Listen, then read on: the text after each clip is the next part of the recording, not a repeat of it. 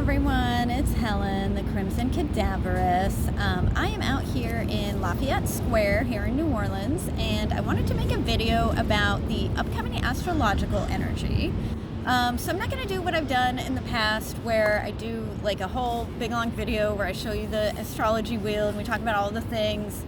I really just more want to talk about the energy. And I'm going to mention some things briefly about like different astrological aspects that are coming up, but I want to kind of keep this. I kind of want to keep this a little more brief. And as you know, these things start to play out, I speak about them on a daily basis. So definitely keep up with that. But I noticed something today that definitely was assigned to me that I needed to talk about this. All of the planets, so today I'm recording this on March 12th. I believe I'll probably post it on March 12th unless there's any problems.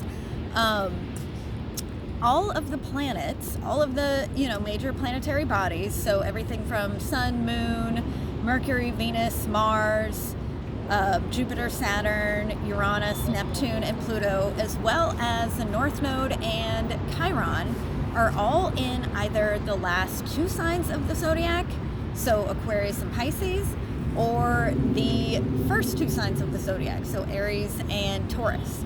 And to me, what that tells me, and if we're feeling the energy at all, we kind of already know this, we are in a profound time of endings and beginnings. So a lot of shifting right now. Now, obviously, we've been talking about that for a while. Things have been shifting over the last few years quite a bit. But I do believe, over the next couple of months, March and April, we're going to go through some of the biggest shifts we've probably experienced maybe in our lifetime, honestly. I know that, that's a tall glass of water to, put out there, but I definitely feel like we are about to and are experiencing currently some of the biggest shifts that we've experienced, at least recently, if not in our lifetimes. So I wanted to talk about those things. The main things that are coming up, which I'm sure you're hearing about a couple of these a lot if you're following astrology and a lot at all, or even if you're just paying attention. We've got eclipse season coming up. We're going to have the Libra lunar eclipse coming up on March 25th. But the one that everybody's talking about, of course, is the solar eclipse, the Aries solar eclipse that's coming up on April 8th. So a lot of people talking about that one, even if you're not into astrology, because that one's going to go across the United States and be visible for most of us living here in the United States. And then also another really big one that's coming up on April 20th is the conjunction between Uranus and Jupiter.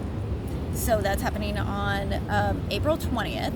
So over the next month and a half, we have some really, really big astrological events coming up. So I think the best way that I could talk about this is to just kind of briefly talk about some of the things that are surrounding these time periods and what I think they're going to mean. So right before we have eclipse season, officially starting, which, I kind of feel like it's already started with this new moon that we just experienced a couple days ago, is the spring equinox. So we have the spring equinox late in the day on March 19th, and so that's coming up very soon. And the spring equinox is actually the beginning of the year, in my opinion, and a lot of people that follow astrology. So obviously, on the calendar, January 1st is the beginning of the year, but it doesn't really make much sense to me to start something in the middle of winter. And the spring equinox is basically signifying the beginning of the astrological year, and so to me, that's the beginning of the year. And that makes sense because spring is the time when new things begin. We plant seeds, the plants start coming back, animals come out of hibernation. So to me, that makes a lot more sense for that to be the beginning of the astrological year and just the beginning of the year. So that's interesting because that's happening basically in the middle of this lunar cycle. So in between the Pisces new moon that we just experienced 2 days ago on the 10th, and then before the Libra lunar eclipse full moon that occurs on March 25th. So again, endings and beginnings all over the place.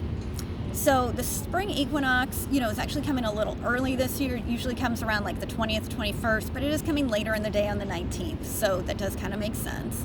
And that is when the sun enters Aries. So Aries is the first astrological sign. So of course that is, when we begin the astrological year.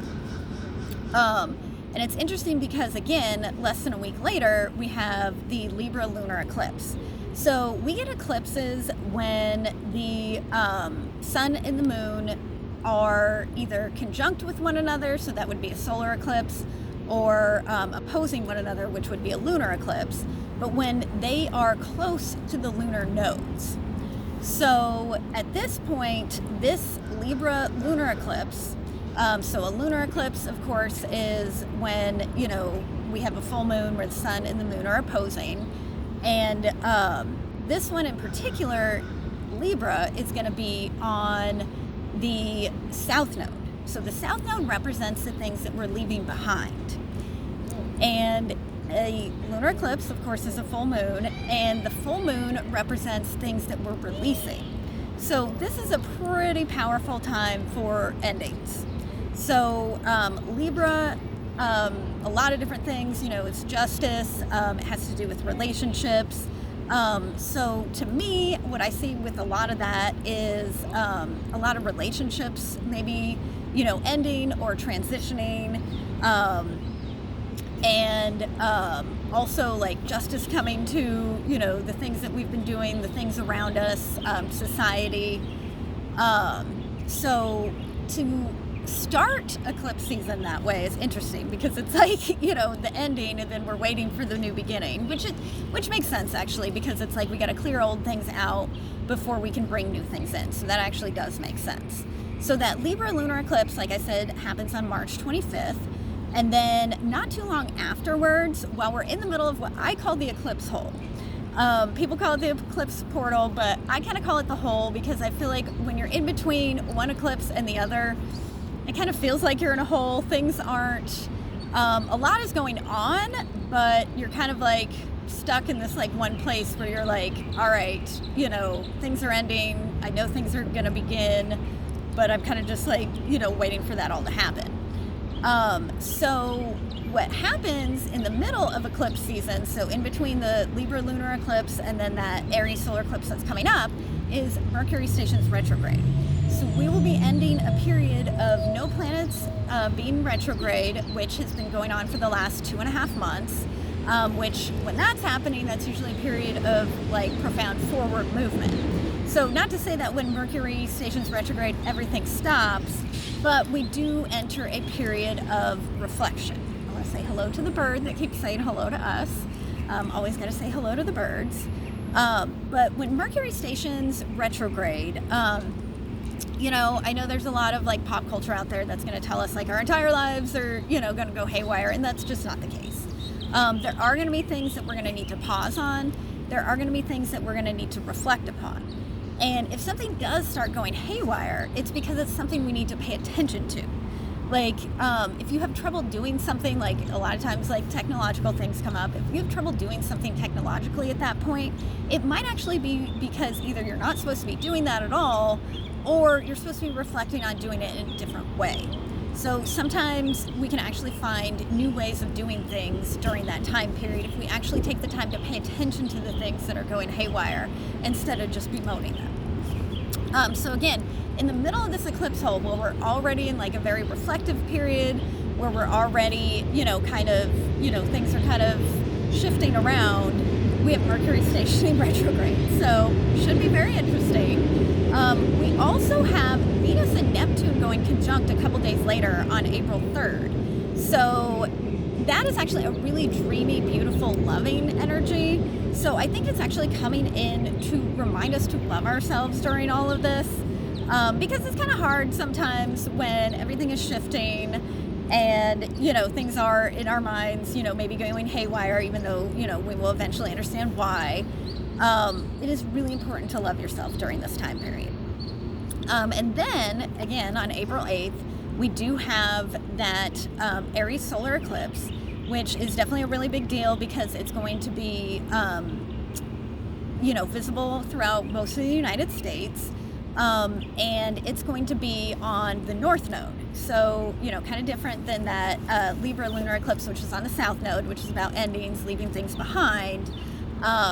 Solar eclipses are about things beginning, profound new beginnings. And then the north node is about moving forward. So, all these things that we're going to be closing out with the Libra lunar eclipse, making room for these profound new beginnings. And what's interesting about this Aries solar eclipse is that it is going to be exactly conjunct Chiron. And Chiron is the wounded, or he is called the wounded healer. I like to call him the great healer, though, because I feel like his wounding was one part of his life, his healing was his entire life. He was always a healer. So, to me, I see this as being a beautiful period for healing our wounds. And being able to really truly move on from them, because as much as the last few years has been about shifting things, changing things, seeing things differently, there's still some remnants of the past that we've been hanging on to, that it's almost been like something we've kind of been clinging to as like a comfort zone, and we're definitely being called to leave those things behind during this time period. So I think during that eclipse hole, we're going to be coming to a period where we understand what those things are, and once that solar eclipse comes, I think we're just going to be ready to move on and really truly make room for something new. And the important thing to remember about eclipses is that they play out over a long period of time. So they can play out over up to 6 months. So there may be some events that occur obviously during these eclipses, but they're kind of just setting the stage for the energy for the next few months. So keep that in mind. So another important thing, like I had mentioned, coming up towards the end of April is the Jupiter conjunction with Uranus. So Jupiter is the great expander. He represents faith. He represents enthusiasm, positivity, so he's attached to Sagittarius, the sign of Sagittarius, which is the adventurer. So again, kind of going on a big, adventure. And sometimes that can just be life. Life is quite the adventure. And Uranus is the great awakener. He represents innovation. He is actually the higher octave of Mercury. So Mercury is the mind, but Uranus is the awakened mind. And he can bring about sudden change. He can bring about upheaval. Not trying to scare anybody, of course, because sometimes upheaval is something that needs to happen so that we can move into a new phase of our lives. So, of course, easiest way to read Jupiter conjunct Uranus is big change. Big change is coming. And it's interesting because it comes not long after that powerful Aries solar eclipse, which obviously is bringing in new energy as well. So definitely we can expect during this time period a lot of things changing, a lot of new things coming into our life. And the way I'm reading this, honestly, is things are going to change in a way that are very unexpected. It's not necessarily going to be the way that we think things are going to play out. So I think it's really important to welcome that unexpected energy, because if you have this set plan of this is exactly how this is going to be, this is exactly, how I want things to play out, you may be disappointed. But the sad thing about that is, while you're being disappointed, you're missing out on the beauty of all the things that are really, the universe really wants to give you. So this is definitely a significant conjunction because it only happens every 14 years. And the last time it happened, it was 2010, and it was in Pisces. So definitely a different energy than now when both planets are going to be in Taurus, which is a fixed Earth sign, so very grounded energy. So this is definitely bringing about profound changes that are actually going to stick in our lives. So the things that are changing at that time period, whatever's leaving, whatever is coming into our life, it's probably something that's going to stick with us for a while. So it's definitely something to pay attention to. But what's interesting is the day before this Jupiter-Uranus conjunction, we have Taurus season beginning. So Taurus season is usually, a very grounded, like I said, is a fixed earth sign, a very grounded time period. But with this Jupiter conjunct Uranus, it's almost like we're kind of throwing that out the window and recognizing that the only thing we can really be grounded in is ourselves. And even that's transforming. Because, the next day, on April 21st, so the day after the Jupiter-Uranus conjunction, we have the Sun squaring Pluto. So the Sun, of course, is our luminary that we rotate around. It represents our true self, the way that we shine in the world. And Pluto is the planet that is the furthest from the Sun. So, definitely very different energies. Pluto represents deep soul transformations. It's a generational planet, so like a lot of people will have, for several years will have the same Pluto sign, just because Pluto stays in a sign for like sometimes up to like 20 years. So with the Sun squaring Pluto, and squares are challenges, they create tension. This is challenging us to, dig deep within ourselves to find our truth. And again, like I said, it may not be what we think it is. I think if we're really dead set on the fact that this is who I am and this is what I do, and there's no deviation from it, this could be a tough time for us. But I think if we're open to the flow of the universe and seeing where things go, this can actually be a really beautiful transformation period for us. So it's definitely a time period to kind of unclench, let things go, and just kind of pay attention to what's going on around us. So not too long after that Sun square Pluto on the 21st of April, we have the Scorpio full moon on the 23rd of April. So that is the first full moon after eclipse season. But it's interesting because Scorpio is all about transformation. It's attached to Pluto in modern astrology. So we have Scorpio full moon basically coming in to kind of clean up after eclipse season, get rid of anything that's still left over that, no longer resonates, that is of the old ways, so to speak. And then not too long after that, we have Mercury stationing direct on April 25th. So a lot of clarity coming back in. So like the things that may have been confusing while Mercury was stationed retrograde, we start to get, the light coming back and the clarity, like I said. So definitely a really, really big time period of shifts and changes. Obviously, I feel like that's all I talk about in astrology is we're shifting, we're changing. But I mean, ever since at least 2020, that basically is what we've been doing. So I definitely want to, I kind of wanted to make this video just to, talk about that, because we're all going to be feeling it, whether, we're astrologically inclined or not, whether that's our language or not. I would imagine it is at least a little bit if you're watching this. But this is definitely a profound time for us. And in my opinion, this is why we reincarnated at this time. This is why we're here, to experience these changes, to experience these changes in ourselves, but also to experience these changes in society. Society is changing quite a bit. In my opinion, we are getting to a point where a lot of people are elevating, a lot of people are understanding that the way that we've been living is frankly not right on this planet. We're not honoring Mother Earth properly. We're not honoring ourselves properly. We're not loving properly. But I do believe that we are elevating to a point where we can do those things, that we can honor Mother Earth, that we can, love one another and ourselves in a way that is true to us. And I know some of us are already getting to that point. But again, I think, with all these shifts and changes that are happening, I think there's going to be some surprises. I think there's going to be some things, where we go, oh, that's not at all what I expected. So I think, my advice to you is to sit tight, just, try and stay grounded within yourself, try and stay grounded within the earth, spend as much time as you can outside. We weren't meant to spend our lives in cement boxes. I know that, there is some safety and security there, but there's also, it's also just not where we're meant to be. Let's put it that way. So like I'm right here out in nature, obviously I am in a city and I do have the safety and security of that city and society. I am still sitting in the grass. I am still listening to the birds, and I definitely suggest that that's what we should all be doing as much as possible.